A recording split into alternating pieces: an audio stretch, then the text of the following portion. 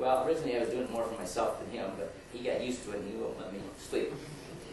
But what has happened over the last month and a half, approximately, bring the dog home and I noticed the dog would shake his head, but very slowly. And I could almost hear a gurgling sound. I started looking at it a little closer, and I looked in his ears, and I could see an infection was building up there. And it was draining, and I don't want to say it was blood, but it had a dark contrast to it. So we don't believe in taking the dogs to the vet every time there's a problem, or at all in this situation. So what I started using, we have an ear drop that's for humans. I started putting the ear drop in. Not a lot, but every day, twice a day I put it in. I think it was retaining the water, basically. Because it didn't seem like, when he'd shake his head, I could hear this movement of solution, I guess. So what I did, I backed off from it. I took the regular drinking water that we give it, and I washed its ears out every day, twice a day. And now I'm seeing progress. So I think basically by putting the ear drops, I was putting too much fluid in. Where now I would saturate like a Kleenex, wipe his ear out, and there was enough there that it was starting to heal the problem without putting too much fluid in. And he seems to be getting better, and he still wants to go for a walk, so I gotta assume he's okay. Beyond that, if anybody has any questions, the only thing I can tell you is, yes, Robbie? Could you talk about, and I was also thinking about, John and Kathy, the pools that you're now working with, they're working with pools, and they were asking a question about, how to work with the wetlands. And I was assuming that if they could use some of the formula in the pools, as they empty the pools out, it'll go into the wetlands and it could actually start healing the wetlands.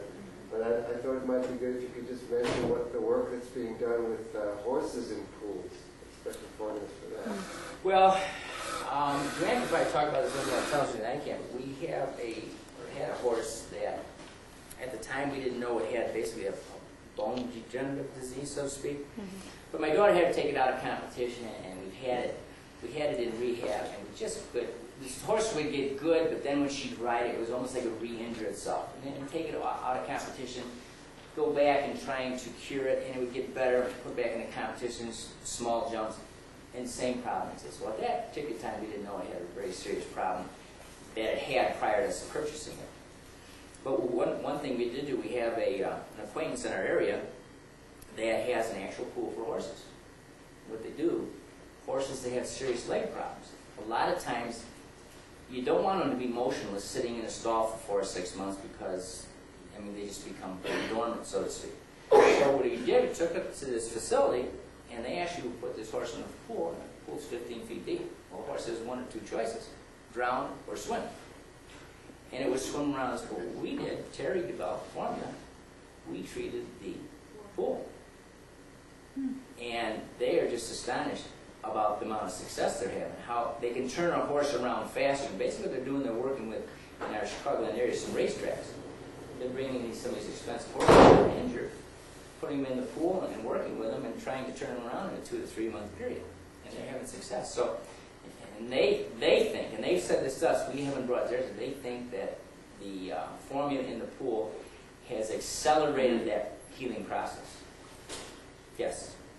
It's, I'm sure not mixed with spring water. So what kind of water are you using? Well, it's the regular well water. Okay, how about for drinking horses, for drinking water for the horses? we have 2 different formulas. So that can go in regular water? Oh, yes. Yeah. Horse will drink, go ahead, I'm sorry. And dogs and cats? Yes, well, we have dogs and cats, and they primarily drink formula water. I have 11 cats and 3 dogs. That would be a little expensive for spring water. You could start treating your water, though, previous. Well, Leadville explained to you what we do with the well water for the horses, and then you get kind of a concept of what you could do if it's a large quantity. Okay. Horse will drink anywhere between 5 and 10 gallons per day, and it depends. I think a lot depends on the time of year, if it's hot out or not. I'm sure it varies. But you're putting in one solution, you're putting 1 to 2 ounces in per 5-gallon bucket, the other one 3 ounces if he's really sick, maybe up to 6 ounces. A package like that that'll last, how many days? It's a month or more. Approximately a month would cost you $140 to $150. It could be up to 2 months, I think, depending on how much you're putting in it. Again, if you have a sick horse and you're using 6 ounces of a product versus 3, you're doubling the cost technically. But the problem we have with that, and I think it's sad, is people that own animals, whether it be house pets or horses.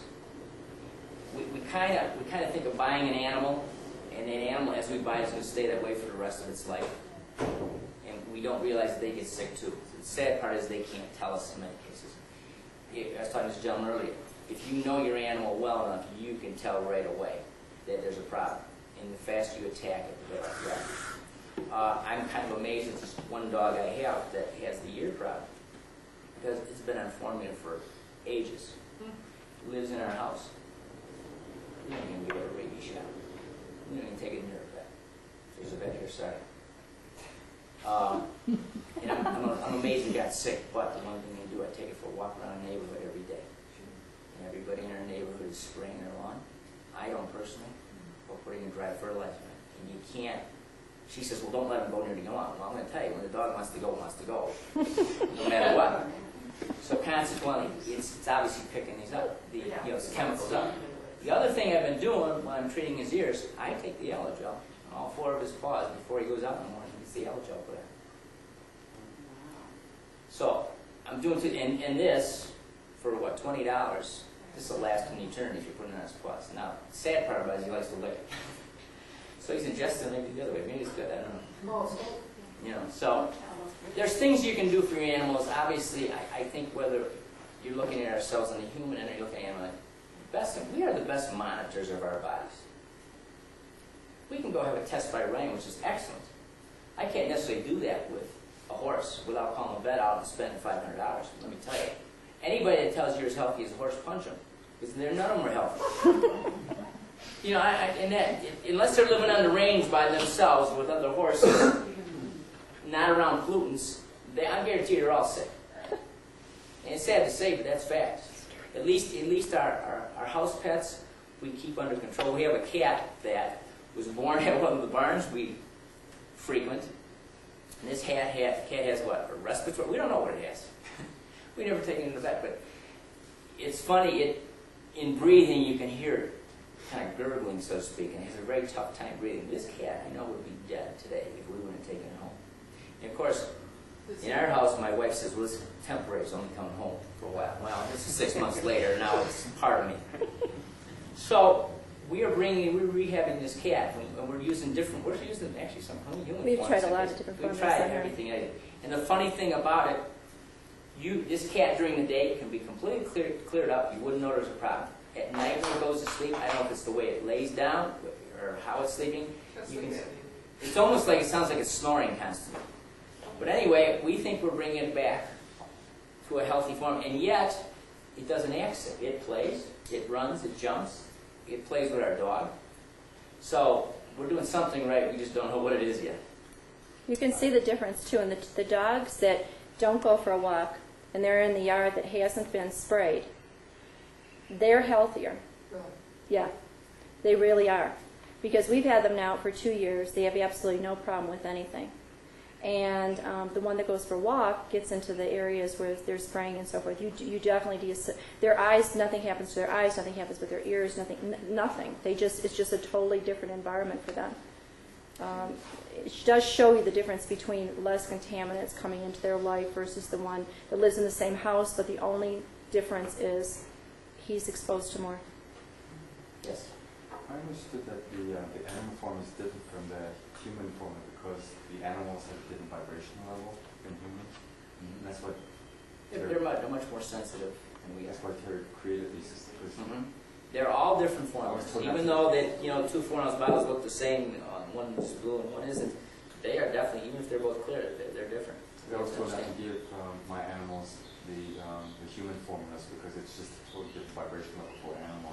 It is, but again, We monitor it's the things. ingestion of the formula that's important to use the animal formula. Right.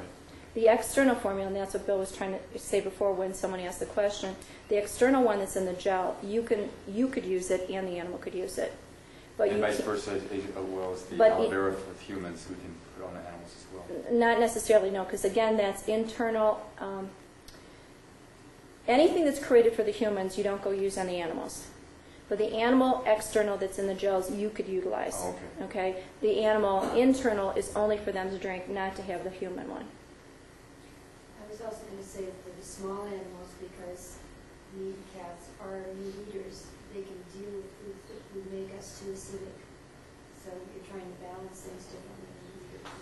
You know, you bring up, you know this thing we just read in the paper about 3 weeks ago with Sharon Stone's husband, whatever his name is, goes to the California, San Diego Zoo or something.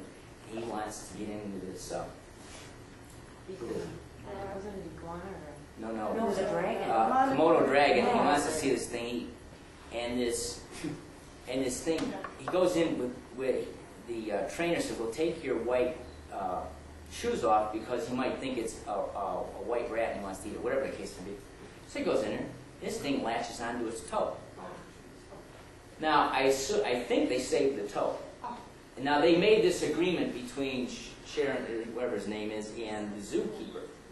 Mr. Stone. Yeah, Mr. Stone. And that's everything on his name, it's something else. But the point is, prior to that, about a week before that, I like to watch A&E, I like to watch Discovery Channel. She can't understand why I like these animal channels and watch the snakes and that. Well, I don't like, as long as I'm not near them and they're on TV, I can handle it. The problem with this Komodo dragon, it can devour a snake, a reptile, that is poisonous, and it doesn't phase that animal.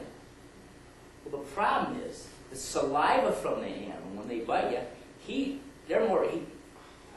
Mr. Stone, as we would call him, has to be more concerned about the bacteria and the infection than he does the bite itself. So what you said is correct, 100% correct. There's certain animals, they can digest things that we can't digest. And yet I can give, sometimes I'll cheat and I'll give my dogs fresh carrots or that. And every now and then, if I move too much, they'll vomit them out. The other thing I want to say in regards to not just animals, but I guess humans, we have to monitor ourselves. And the other thing is, as we detoxify ourselves and live a cleaner life, our immune system sometimes doesn't kick in to ward off some of the diseases that are out there. So the point I'm trying to make is we've got to be constantly working on detoxification and cleansing. Whereas if we live in a toxic environment, and I can go back to our area where we've had chemical companies, we have refineries, that a lot of people will retire from these plants and that, and all of a sudden a year later they're dead. And nobody can understand why. What happens is when they retire, it's almost like their immune system goes into a dormant state. Now it's not around those pollutants every day, so it doesn't think it has to kick in to fight them off. And of course, they go home, you become a couch potato, in some cases. You're at that age where you're more susceptible, maybe to disease, and it takes over your body. And first class was her father. And he taught us a lot. That's why we're here today.